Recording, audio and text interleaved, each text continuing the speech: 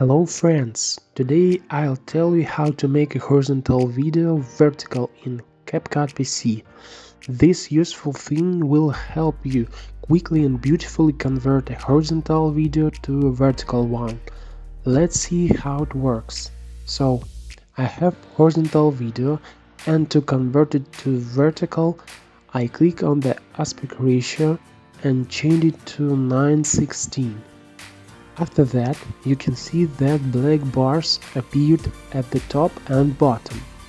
And now we need to stretch the video to that it fills the entire screen, but sometimes the image gets too large.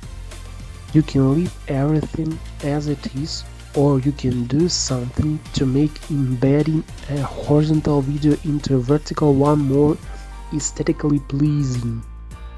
For this, in the basic menu, I scroll down a little and opposite the canvas option, select blur and select maximum blur. See how cool this option looks instead of the black bars. Alright, so use this kind of blur to skillfully fit horizontal footage into vertical format. Look at what I've got.